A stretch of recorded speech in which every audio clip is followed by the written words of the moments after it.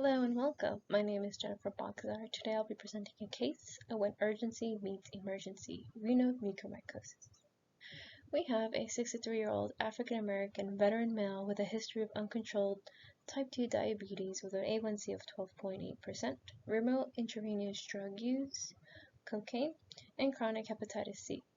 We presented with 3 days of worsening left flank pain and lower abdominal pain, emesis, and intermittent urinary urgency.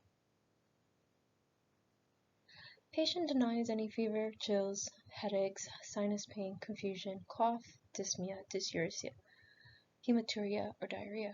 He was previously seen in an emergency department the day before and was diagnosed with presumed past nephrolithiasis and was sent home with close urology follow-up. On examination, his vital signs were unremarkable. On physical exam, he was noted to have left-sided CVA and suprapubic tenderness. Initial laboratory tests show white blood cells of 19,000, an elevated creatinine of 1.72 with a baseline of 0.9. His urinary analysis revealed 5 to 10 white blood cells per high power field, 11 to 20 red blood cells per high power field, urinalysis glucose greater than 500 milligrams per deciliter, negative nitrates and negative leukoestrates.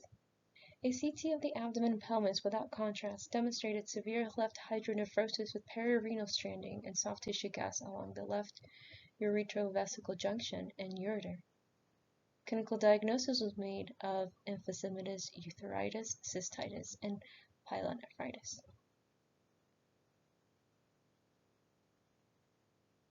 A urine specimen was obtained during an emergent left percutaneous nephrostomy tube that was placed and mold grew. 24 to 72 hours later, this was identified as rhizopus microspores.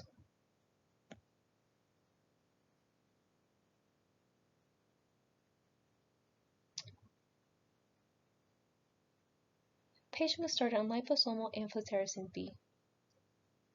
Due to clinical worsening and adjunct patient goals, patient underwent a left total nephrectomy with a resection of the ipsilateral ureter and part of his bladder. Pathology showed invasive fungal disease, compromise of posse-separated broad hyphae, and a background of necrotic tissue, giant cells, granulomatous inflammation, and vascular invasion. After the patient completed a 4-week course of amphotericin, which included 2 weeks of antifungal bladder irrigation, patient was transitioned to posaconazole.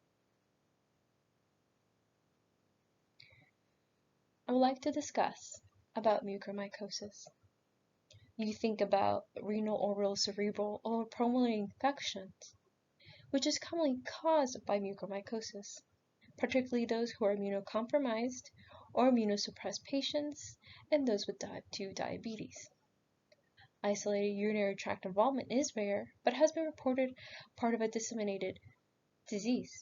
Intravenous drug use increases the risk, likely due to direct inoculation by contaminated needles. Medications such as SGLT2 inhibitors are associated with increased rates of genital mycotic infections, mostly due to Candida, but the evidence of increased rates of urinary tract infections are weak. To date, there are no reported cases of urinary tract mucormycosis associated with SGLT2 inhibitor use. Acute renal failure is present in up to 92% of cases and is due to the occlusion of renal arteries by angioinvasion. You will find steropyuria and hematuria are common findings. Liposomal amphotericin B is a first-line treatment, in addition to aggressive surgical debridement and control of any predisposing conditions. The use of amphotericin B bladder irrigation as a treatment is controversial. Isolated renal mucormycosis is associated with a high mortality rate, ranging between 52 to 65%.